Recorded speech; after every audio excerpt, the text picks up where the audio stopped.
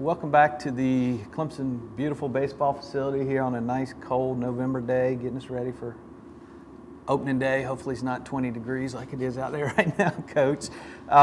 This segment, let's talk a little bit about your freshmen. Okay. A lot of excitement there, some of the guys coming in, a lot of those guys probably going to make a big impact on this team because of, some of the areas where you need some guys to come in and give you a lift. Mm-hmm. We talked a little bit about some of these guys as we went through the pitching and we went through the different field positions. Who are the guys that you think are positioned to maybe make the biggest impact this year? It's a great question. I would say on the pitching side, Jeffrey Gilbert certainly is a guy that's going to have a major role, we think. Mm-hmm. If he keeps doing what he's been doing all fall long, he's going to be a guy that's left-handed. He's really tough. He's won a bunch of ball games. I think he's like a 3-time state champion in high school. So he's used to being able to put his team on his shoulders and carrying them, and I think he has the attributes to do that.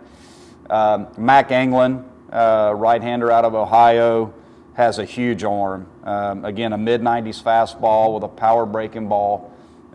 Mac got better and better as the fall went on. We feel like Mac's going to be a major impact guy for us. Nick Clayton, a right-hander out of South Carolina, York, South Carolina, has gotten better and better. Is going to be in the mix for weekend innings or potentially a midweek starter. Those guys, those are the three on the pitching side. And then Nick Hoffman, another true freshman out of Ohio, had a nice fall for us. We feel like Nick could help us out of the pen.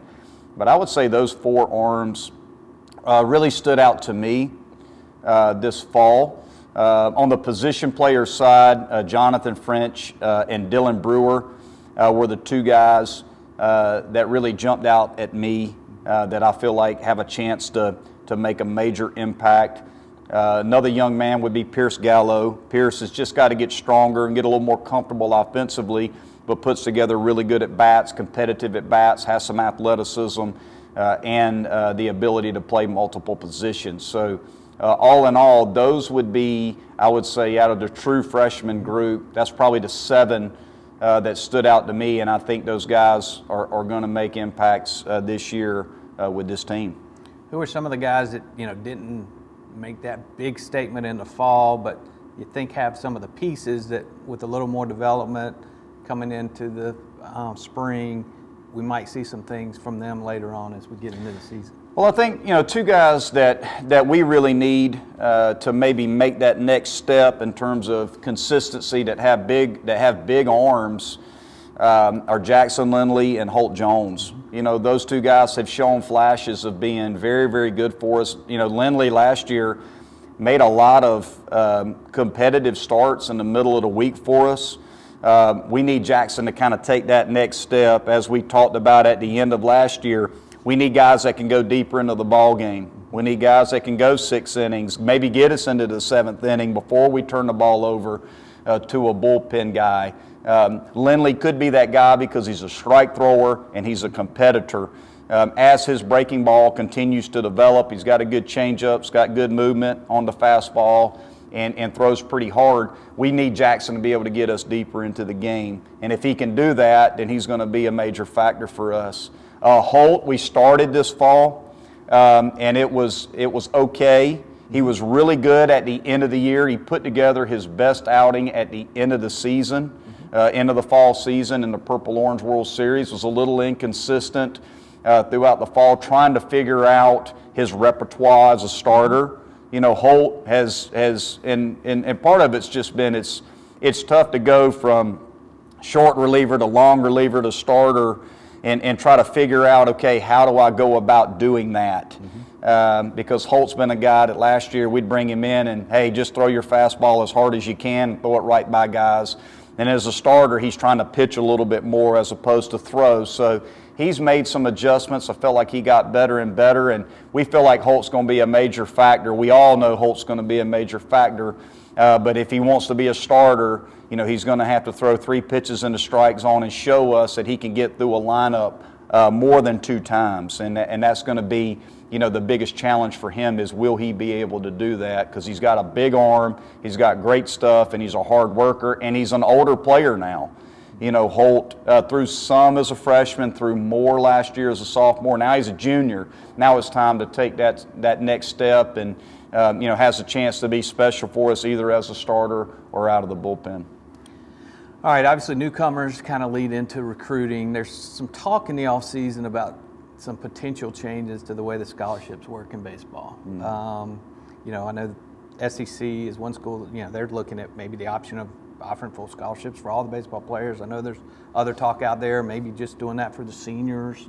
What's your opinions on some of the talk that's out there in the offseason? Well, I think right now it's more talk than anything. We haven't heard a ton about it outside of what's been put out there on social media through some of the sites that cover college baseball. I think I'll know more when we get to the ABCA in January. We're certainly going to talk about it then. And hopefully we'll all be on the same page in terms of what we're trying to put together and what we're trying to do. But we'll know more in January when we get to the coaches convention. So I will say this: anything that we do to help college baseball when it comes to more scholarships or more scholarship opportunities, whether it's scholarships for seniors. Whether it's trying to increase the 11.7, which I think is going to be very, very tough to do for a number of reasons. But we certainly hope that we can because, the bottom line is there's a lot of kids playing college baseball who are flipping the whole bill, that their parents are flipping the bill or they're having to take out student loans. And there's a lot of kids that are going to pay on those loans for a long, long time just to get the opportunity to play college baseball, and we think it's certainly unfair. So we hope that at some point something can be done to help alleviate some of the costs that young men in our program and programs across the country have to face with limited scholarship opportunities in college baseball. All right, last question for you, Coach. There were also, over the last year, there was a lot of talk and a push to try to get another assistant for baseball, and that got voted down just barely. I know you've got a new volunteer assistant. First off, talk about the new volunteer assistant you have, and talk about how your opinion on whether they should pay that third assistant. Well, we have a new volunteer assistant in Jared Broughton, and we are very, very excited about having Jared. Jared is a highly energetic young man who's incredibly positive. I think the guys have really latched on to him this fall and have enjoyed working with him. He's a base running machine.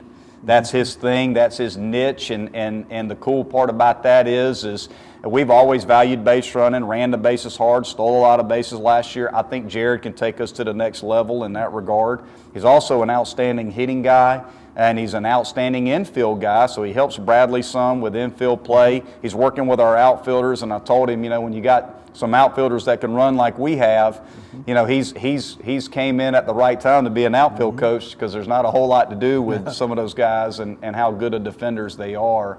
But Jared has just really been outstanding for us, and we're real excited about having him. And as far as the third paid, the third assistant stuff, it's really simple. Just look at the ratios. Just look at the ratios of coach to student athlete in baseball. We have the worst ratio of any sport.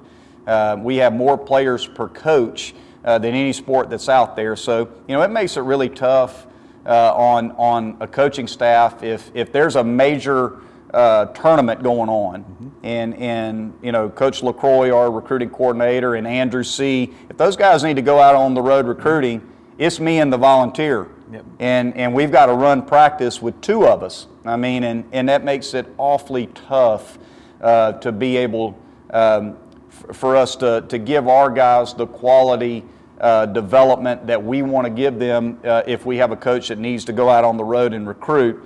We certainly need to be able to pay another coach and to be able to add another coach. But also for all those out there who have been a volunteer, it's pretty tough to make ends meet when your livelihood depends on camp money, lesson money, things of that nature. All of us have been a volunteer at some point and remember what it was like just to try to survive. So we hope that at some point that we can get another full-time assistant coach on staff to help the development of our players in the program. but also, if we're able, to pay somebody where they can actually survive in that position, it certainly would be great for our sport. All right, we want to thank Coach Lee for sitting down with us this morning and going through a lot of topics, and hopefully get you guys excited for a couple months from now when opening day comes around. Stay tuned to Clemson Insider for the most complete coverage of Clemson baseball.